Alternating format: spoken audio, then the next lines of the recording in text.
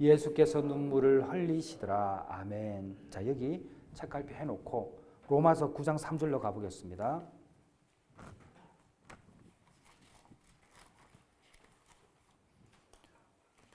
로마서 9장 3절 말씀, 바울의 고백이죠.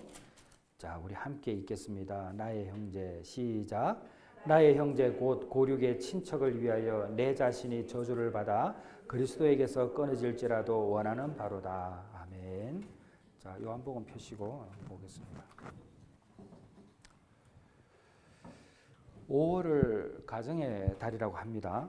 가정의 달 우리 너무나 잘 알고 있죠. 그래서 이제 많은 분들이 함께 여행을 가기도 하고 특별한 시간을 갖기도 합니다. 제가 왜 가정의 달이 되었는가 해서 궁금해서 자료를 한번 찾아봤어요. 그러니까 건강가정기본법이 2004년도에 제정되었더라고요. 그러니까 2004년 2월에 우리나라 정부가 건강가정기본법을 제정해서 5월 15일을 가정의 날로 법정기념일로 공식 지정을 했습니다. 이제 이렇게 한 이유는 1989년에 유엔이 5월 15일을 세계 가정의 날이라고 지정한 것에 이제 우리나라가 영향을 받아서 이렇게 정했다고 합니다. 그리고 또 다른 이유가 하나 더 있는데 5월에는 가족과 관련된 다양한 기념일이 집중되어 있습니다. 그래서 가정의 달로 부르는 거예요. 5월 5일이 어린이날, 5월 8일이 어버이날, 5월 15일이 스승의 날, 그리고 가정의 날이라고 그러고 5월 21일은 부부의 날, 이렇게 5월 달에 다 몰려 있습니다. 이러한 기념일들은 이제 각종 이제 많은 사람들에게 가정에 대해서 이제 생각하게 만들죠. 그리고 가족 간의 유대감을 강화시키는 역할을 하게 됩니다. 그리고 또 5월이 가정의 달인 이유는 그래도 5월이 봄의 절정기입니다. 제가 지난주에 이제 누가 대화하다가 전에는 제가 가을이 참 좋더라고요. 근데 이제는 봄이 좋더라고요. 근데 봄이 좋은 이유가 새로운 싹이 돋고 다 죽어 있던 것처럼 보이던 생물들이 살아나는 것들을 보면은 너무 신기해요. 그래서 엊그저께 천안에 이제 좀 할 일이 있어가지고 내려갔다가 봤는데 그 옆에 있는 밤나무, 우리 뒤에 있는 밤나무가 오래된 밤나무예요. 근데 이 밤나무가 겨울에는 진짜 죽어 있는 나무처럼 보이거든요. 근데 거기에 지금 잎이 돋아나고 하는 걸 보면서 야, 참 신기하다 이런 생각을 가진 일이 있습니다.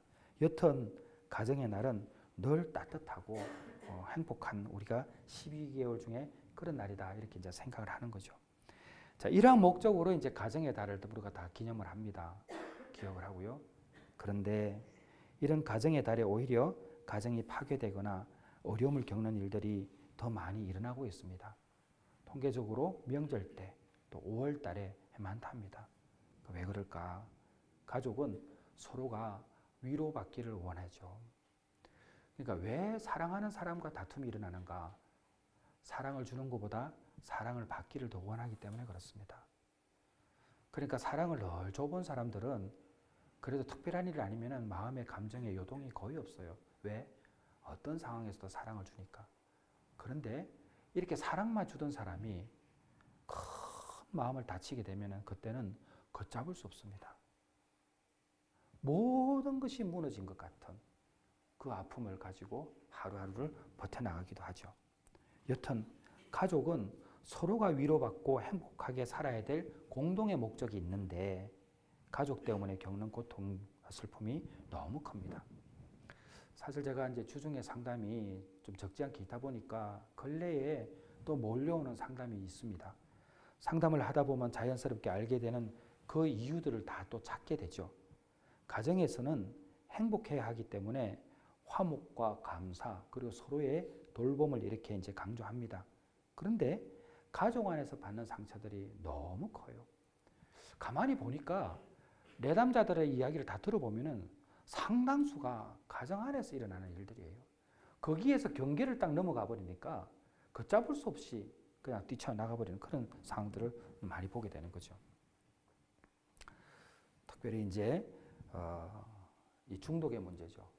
알코올 문제 아주 심각하고 도박 문제 이 또한 너무 심각하고 또 하나는 게임 중독도 여전히 심각합니다. 그러니까 이런 문제들이 고미를 벗어나 버리니까 어느 정도 버티고 있던 가정의 울타리가 탁 무너져 있는 그 상황이 찾아오니까 너무나 안타까운 현실이죠. 참 제가 예수님 말씀 중에 이거 마태복음 10장 36절 말씀 있죠. 사람의 원수가 누구다? 사람의 원수가 누구다? 자기 집안 식구리라. 예수님이 가정을 허락하셨는데 예수님이 이런 말씀을 하셨을 때 그 마음이 어떠하셨을까? 요한복음 2장 마지막 절에 사람의 속에 든 것을 다 아시는 예수님. 이게 우리가 죄성을 가지고 있는 인간이라는 것을 거부할 수가 없어요. 예수님의 말씀을 성경을 읽어나가다 보면은 콕콕 찌르는 게 있는데 사람의 원수가 자기 집안 식구리라 할 때에 아이고 저 사람이 내 원수가 아니고 내가 원수가 될 수도 있구나를 생각해 볼 수 있는 거 아니에요? 내가 예수님이 오죽하면 이런 말씀을 하셨을까? 가정에서 치유되지 않는 내면의 상처가 반복되고 있을 때 이 패턴이 너무 반복되면 미래를 망치게 되어 있습니다. 그래서 이 가족 문제는 반드시 해결을 해야 합니다. 부모들이 어렸을 때에 받은 상처를 자녀들에게 대물림합니다.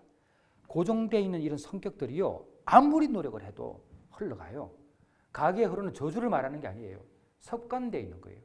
그러니까 남자가 제가 이제 지금은 조금은 나아졌습니다만 제 아내가 저를 항상 이야기할 때 당신은 아이들하고 잘 노는 법을 모른다고 이야기해요. 근데 곰곰이 생각하니까 처음에는 화가 났는데 이 맞는 말이거든. 근데 저희 아버님이 저희하고 별로 놀아줘 본 게 없어요. 그러니까 저도 꽤 많은 시간이 흘러서 이제 그게 좀 그나마 습관에 젖었던 거지. 우리 큰애 둘째 같은 경우는 그런 혜택을 전혀 못 본. 우리 셋째까지 늦둥이가 좀 혜택을 보는구나. 그나마 좀. 이게 왜 그렇죠? 저도 그렇게 살아보지 못한 거예요. 그러니까 누구의 잘못이 아니라 따지고 들어가 보면은 다 가엾다, 불쌍하다. 같이 살아가는 사람이 그렇게 생각하게 되면 이해되는 게 많이 있어요. 그런데 예수 안에 오면 우리가 바뀌어야 될 거 아니에요? 예수 안에 오면 내가 그렇게 못했지만 예수님을 믿기 때문에 그렇게 해야 되지 않는가 이런 생각도 해봐야 되죠. 배우자 간의 상처도요, 서로에 대한 투사와 방어로 이어집니다. 처음에는 서로 좋으니까 잘 버티다가 어느 순간이 되면요, 배우자 간의 상처도 너무 힘듭니다. 그러니까 어떤 경우는요, 가족 이야기하면 비명부터 지르는 사람도 있어요. 목사님 그 이야기 하지 마세요.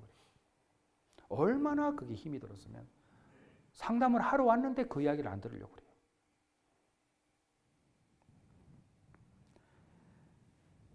자녀들을 생각하면 그 어릴 때 귀여웠을 때의 생각이 나고 참으로 사랑으로 포용되지만 지금 있는 모습을 보게 되면 왼수가 저런 왼수가 없죠. 남편과 아내도 마찬가지고 살다 보면 그럴 수 있다는 것입니다. 네, 오늘 여러분이 설교를 잘 들어야 돼요. 남편과 아내, 부모와 자식 서로들 간에 일어나고 있는 일들로 인해서 트라우마가 있고 그 트라우마 때문에 고통을 받는 가정들이 너무나 많다는 겁니다. 그런데 여러분 기억하세요. 가족은 하나님께서 서로를 믿기 때문에 허락한 공동체예요. 남편이 부족할 때 아내를 믿기 때문에 맡겨준 거고 아내가 어렵고 힘들 때에 남편을 맡겨준 것은 서로가 믿고 의지하기 위함이에요. 완벽해서 만난 게 아니에요. 부모와 자식도 똑같아요. 결핍되고 부족하기 때문에 너희들을 서로가 채워주라는 이야기예요.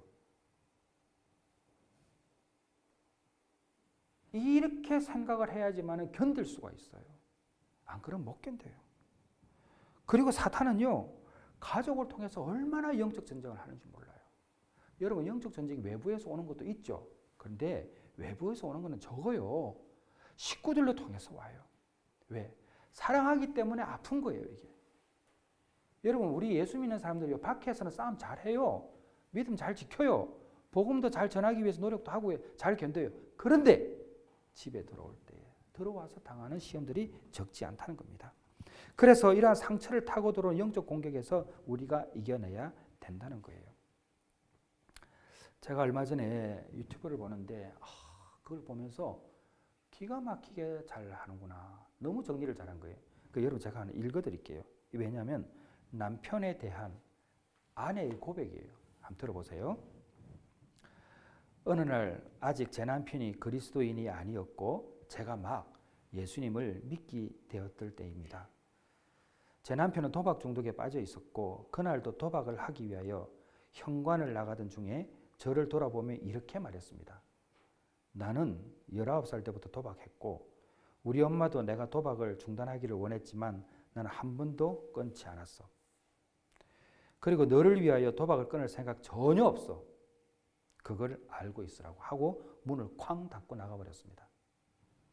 저는 그에게 아무 말도 하지 않았습니다. 남편이 나가자 저는 자리에서 일어나 기도하기 시작했습니다. 그리고 이렇게 선포했습니다. 사탄아, 감히 내 남편을 통해 나에게 말을 하다니.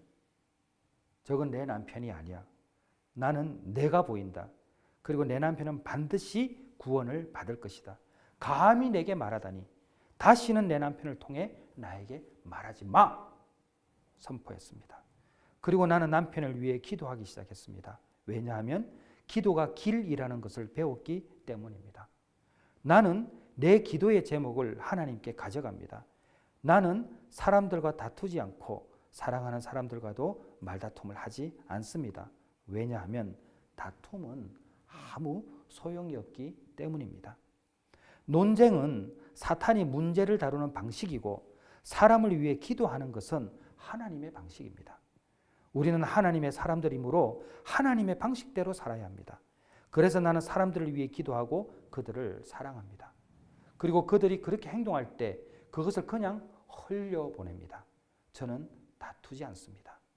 그들이 어둠 속에 있다면 어둠 속을 걷고 있는 사람은 하나님의 음성을 들을 수가 없습니다. 대신에 사탄의 생각들을 듣게 됩니다.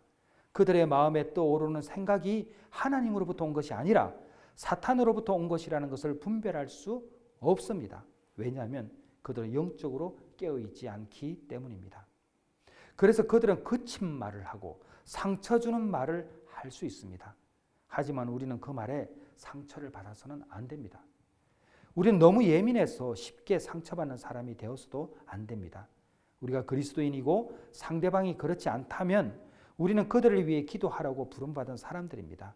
그들이 우리에게 그렇게 말한다면 그들은 지금 원수, 사탄의 속박 가운데 있는 것이고 자신이 사탄에게 사용되고 있다는 것을 분별할 수 없는 상태입니다. 하지만 우리는 영적으로 깨어 있어야 하며 그 말을 들었을 때 이건 사탄이 저 사람을 통해서 저 아내를 통해서 남편을 통해서 자녀를 통해서 나를 말하는구나 이렇게 분별할 수 있어야 합니다.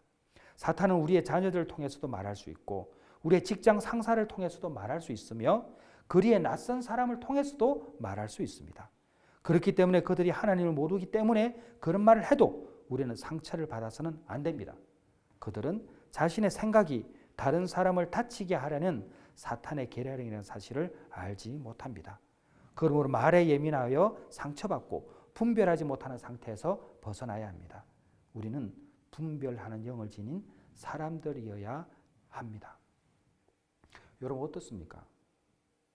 때때로 살다 보면요. 그 사람이 아닐 때가 있어요. 그 사람 아니에요. 자식이 아닐 때가 있어요. 그 자식 아니에요. 그때는. 여러분 이 세상이 늘 강조하지만 공중권세 잡은 악한 사탄이 역사하는 곳이에요. 영적으로 깨어있으면 속아요 이게. 그리고 자식을, 부모를, 이웃을 공격해요. 나를 해롭게 만든다고 생각하는 거죠. 그거 아니에요. 하나님의 사람은 해롭게 하지 않아요. 하나님의 사람은 해롭게 받아들이지도 않아요. 우리는 해석을 잘해요. 그런데 깨어있지 않으면 그걸로 좌절하고 낭망하고 포기한다는 거예요.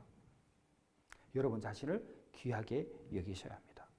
하나님께서는 여러분을 부르실 때에 기도하라고 부르셨지 화나고 분노하라고 부르시지 않으셨어요.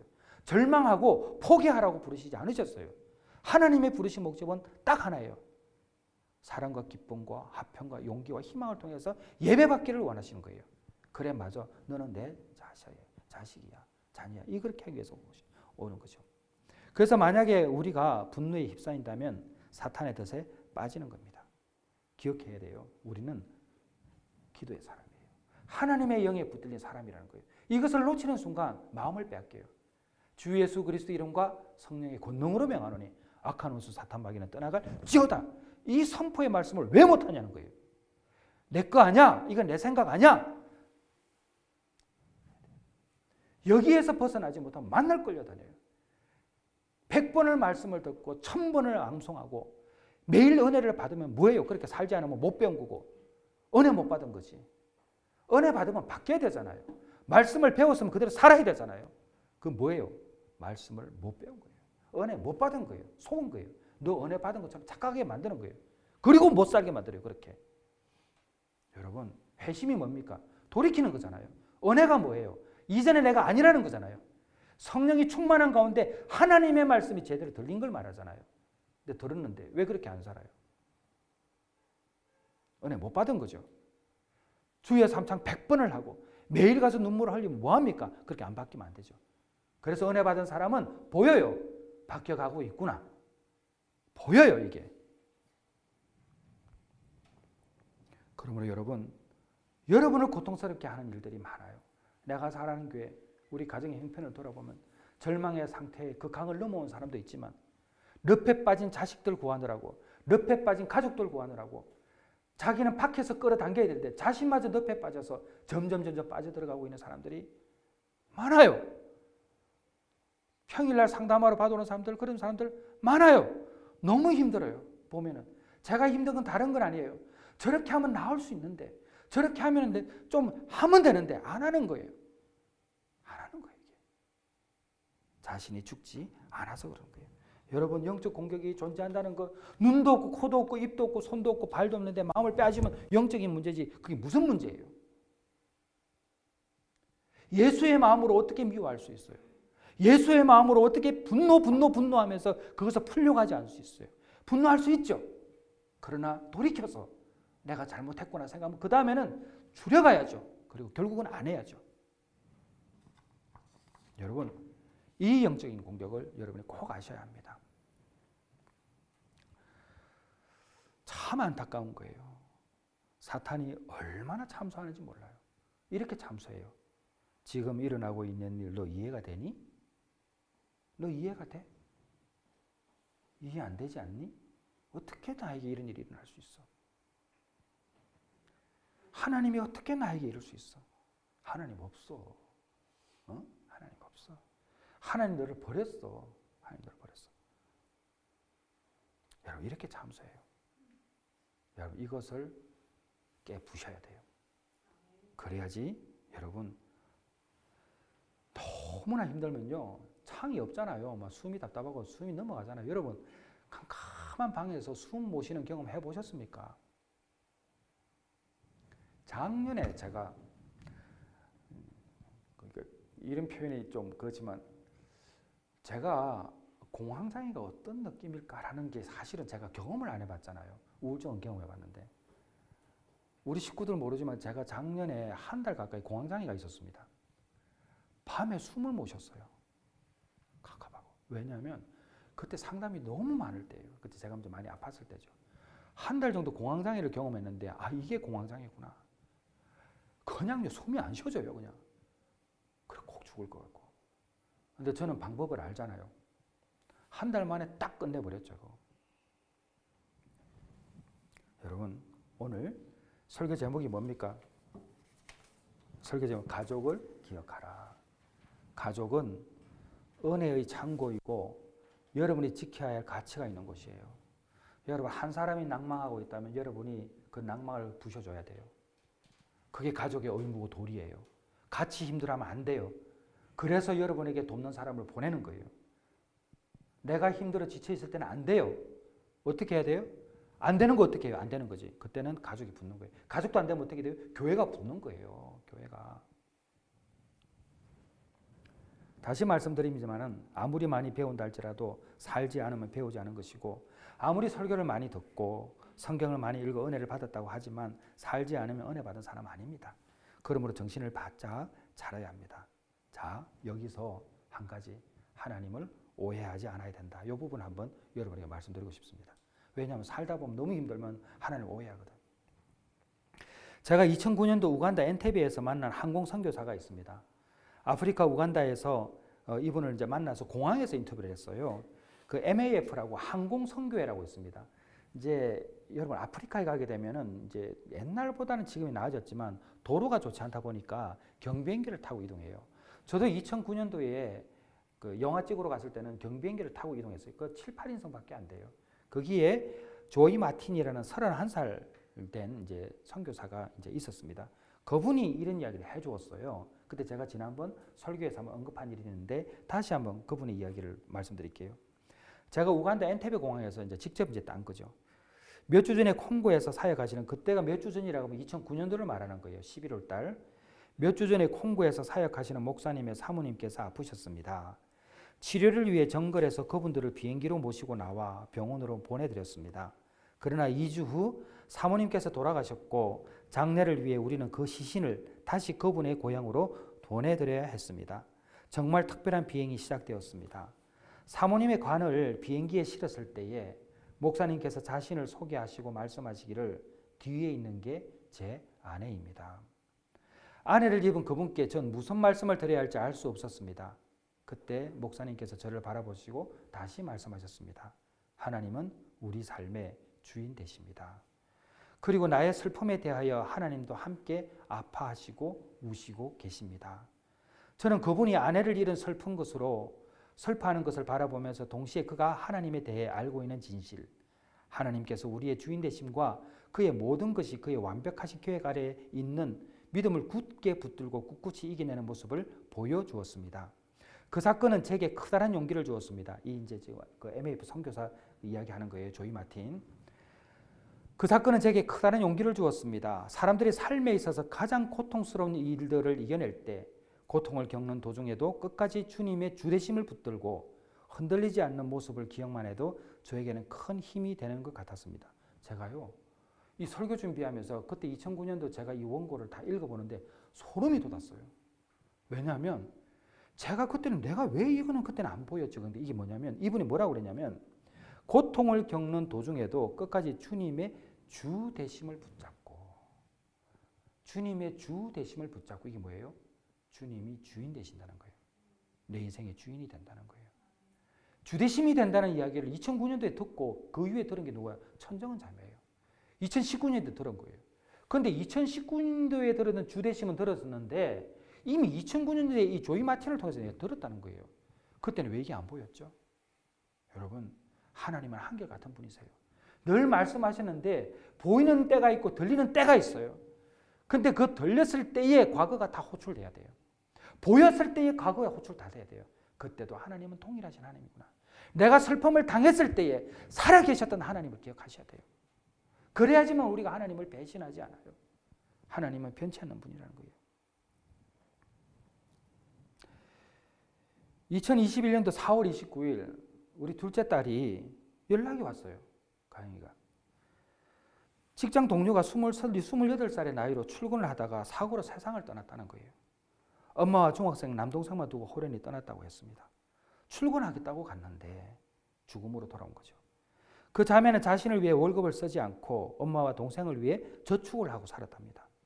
딸아이는 아버지가 일찍 세상을 떠났기에 남은 엄마와 동생을 위해서 열심히 살았는데 황망이 떨었다고 하면서 그때 가영이가 되게 슬퍼한 걸 제가 기억하고 있어요. 그래서 이후 딸과 누나를 보낸 엄마와 중학생 남동생만 남은 장례식을 다녀온 딸아이가 우리 가족방에 이런 말을 남겼어요. 좀 굉장히 걔는 힘들었나 봐요. 하나님은 어디 계시는지 이렇게 걔가 질문을 했어요. 뭐 지금 기억하는지 몰라도. 그때 제가 이런 말을 했어요. 나도 모르겠다고. 그냥 예수님만 생각이 난다고. 그분만이 알고 계신 것이 있으니 내가 무슨 설명을 할 것인가. 이런 표현을 제가 글을 쓴 일이 있습니다. 근데 조금 전에 말씀드렸던 우간다의 조이 마틴 항공 선교사가 소개한 콩고에서 아내를 잃은 목사님의 말씀이 생각이 났습니다. 하나님도 울고 계신다. 하나님도 아파하고 계신다. 하나님은 우리를 좋은 걸 주시기 위해서 그 하나님의 계획하심에 따라 이별의 고통을 주신 것뿐이에요. 천국 간 거예요. 이따 제가 다시 한번 설명하겠지만 그걸 어떻게 알 수 있는지 성경을 통해서 알 수 있습니다. 자, 예수님도 함께 울고 계실 것이라고 말해 주었습니다. 제가 삶의 고통이 찾아올 때 하나님을 원망하는 것이 아니라 하나님을 더욱더 신뢰하면서 남은 삶을 살아가는 것이 중요합니다. 사탄은 말할 수 있죠. 하나님이 살아계시면 어떻게 나에게 이렇게 할 수 있느냐. 그분은 살아있지 않아. 나를 싫어해.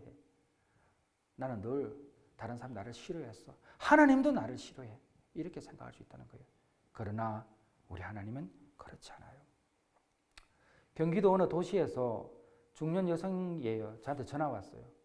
제가 한번 말씀드렸죠. 신랄 같은 목소리로 여보세요 그러는 거예요. 전화 상담이 그렇게 잘 안 와요. 그냥 아주 다 주고 가는 목소리예요. 여보세요. 그러면서 자기 이야기하는 거예요. 남편이 너무 때리는 거예요. 남편이 진짜 죽을 만큼 때리는 거예요. 자식도 때리는 거예요. 자식도. 남편 공부한다고 뒷바라지하면서 평생을 살아온 이 부인을 자격지심으로 때리는 거예요. 돈 많이 번다고 때리는 거예요. 이 말이 돼요? 어떻게 돈 많이 버냐고 때리는 거예요. 나는 돈 못 버는데 네가 돈 버니까 나를 무시하냐고 때리는 거예요. 자식 둘 중에 하나는 얘가 조금 몸이 불편한 애예요. 걔도 때리는 거예요. 근데 너무 맞으니까요. 너무 맞으니까 너무 공포에 두려우니까 도망가지 못하는 거예요. 너무 무서워서. 죽지 않는데 죽을 것 같은 고통을 여러분 경험해 본 사람 알아요. 이 고통을 당하는 거예요. 그러니까 제가 어떻게 해요? 도와줘야죠. 근데 사는 곳을 말을 안 해요. 왜? 남편이 이거 알고 우리 죽인다는 거예요.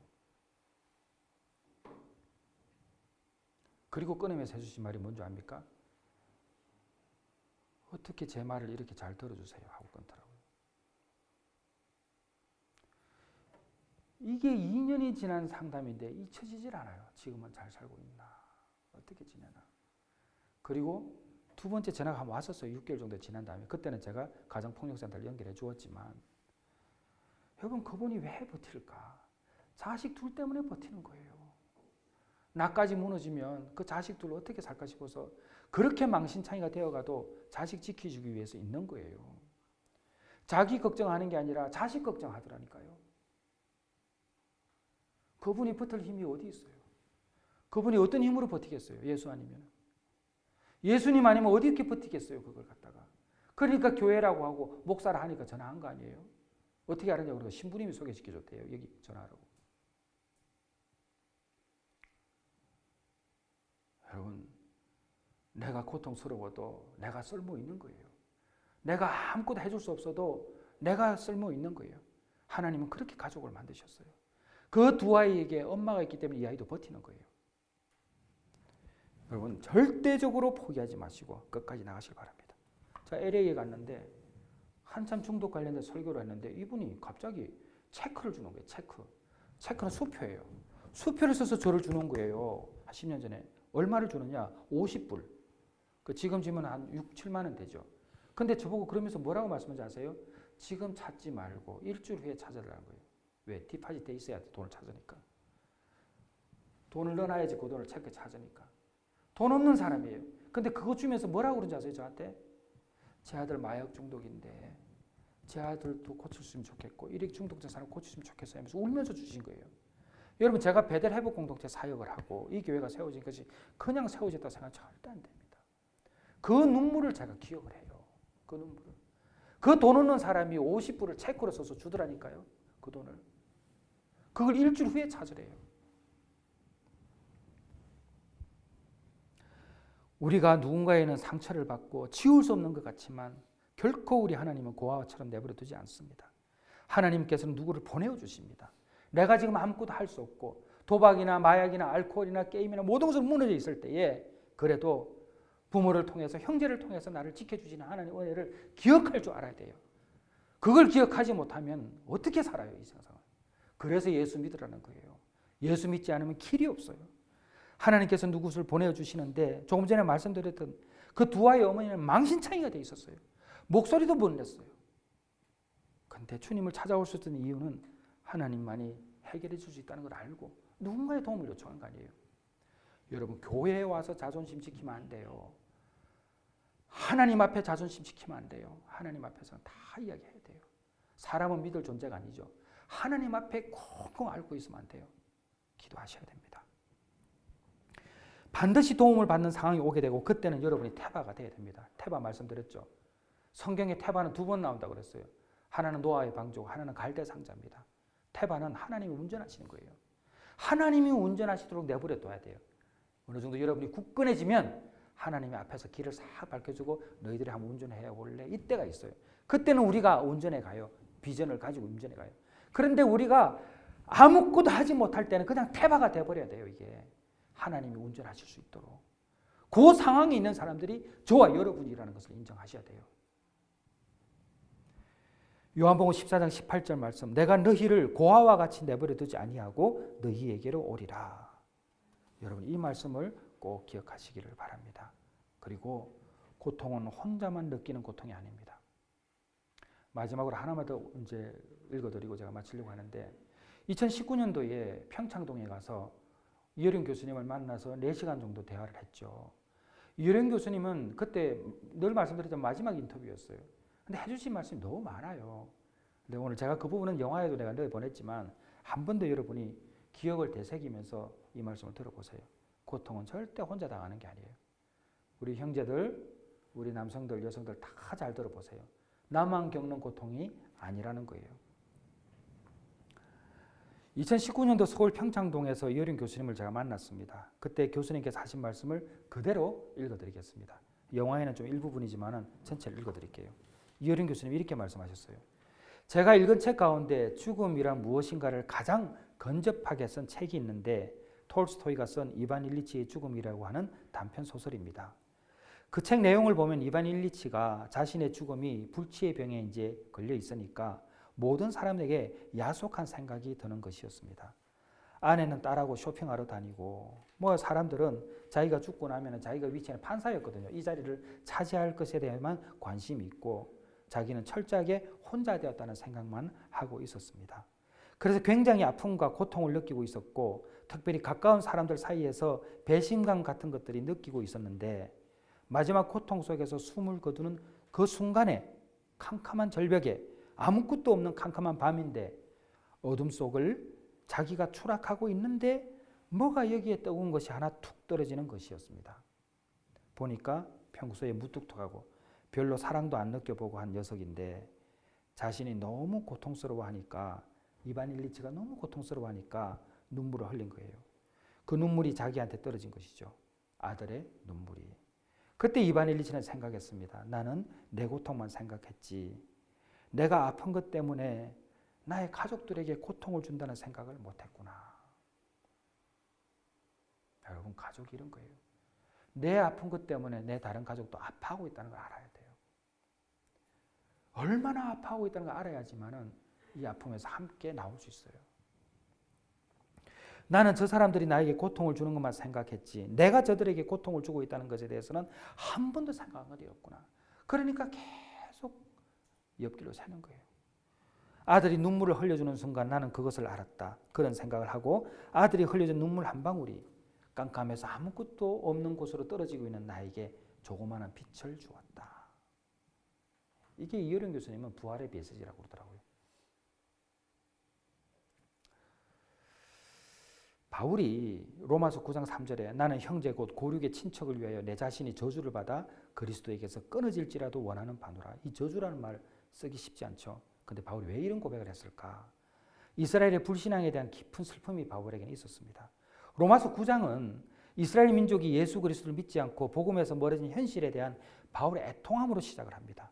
바울은 하나님을 택함을 받은 민족이 복음을 거절한 사실에 대해서 너무 아파하고 통곡했습니다. 그래서 모세와 같은 기도를 한 거예요. 이제 그들의 죄를 사하여 주옵소서. 그렇지 아니하시오면 원하건대 주께서 기록하신 책에서 내 이름을 지워버리세요. 이게 모세의 기도 아닙니까? 바울의 고백은 모세와 같은 중보자의 마음이었습니다. 자기 희생을 감수하더라도 민족의 구원을 해야 된다는 그 깊은 신앙을 보여주고 있는 것이죠. 그 예수님도 그러셨습니다. 예수님은 뭐라고 말씀하셨냐면은 나는 선한 목자라 선한 목자는 양들을 위하여 목숨을 버린다. 정신 바짝 차리세요. 가족들은 하나님이 우리의 마지막 보루죠. 그러나 가족은 첫 번째 나에게 선택한 보호받는 곳이에요. 서로 보호해야 돼요. 돌이켜야 돼요. 정말 돌이켜서 행복하게 살아야 돼요. 요한복음 11장에 보면 예수님께서 사랑하던 나사로가 죽었다는 소식을 듣고 나사로 옆에 오잖아요. 근데 성경은 아주 짧은 구절로 남깁니다. 예수님께서 눈물을 흘리셨더라. 예수님은 나사로를 살릴 능력이 있으셨습니다. 그러나 곧 다시 살아나실 것을 아셨음에도 불구하고 죽음의 아픔 앞에 슬퍼하는 사람들과 함께 눈물을 흘리셨습니다. 왜 그렇습니까? 고통을 알기 때문에, 상실의 마음을 알기 때문에. 여러분, 부활의 영광을 잊지 마십시오. 부활합니다. 부활해서 내가 아끼고 사랑했던 사람 반드시 만납니다. 이게 죽은 자를 살리신 하나님의 음성입니다. 오늘날 죽은 자가 살아나는 일들이 외롭게 수 있겠죠. 그러나 이 하나님의 말씀을, 예수님이 행하신 기적을 오늘날 어떻게 봐야 되는가? 부활의 시점에 다시 다 살아납니다. 우리 함께 다 만날 거예요. 그게 죽은 자를 살리신 하나님의 능력입니다. 이 땅에서 보이는 것만 보고 봐보지 마세요. 영적인 큰 신비하고 위대한 하나님의 일이 있어요. 왜 부활을 믿습니까? 이 땅에서 이별의 고통을 이겨낼 수 있는 소망이 어디서 옵니까? 하나님의 말씀으로 오는 거지. 하나님의 말씀이 어디서 오는 거예요? 하나님이시기 때문에 해줄 수 있는 말이에요. 부활의 고통이 있어요. 여기서 망가졌다고 내 인생 끝난 거 아니에요. 여기서 다시 부활의 능력으로 다시 회복될 수 있어요. 그 말씀을 붙들고 이겨내신 여러분이 되시기를 주님의 이름으로 축원합니다. 기도하겠습니다.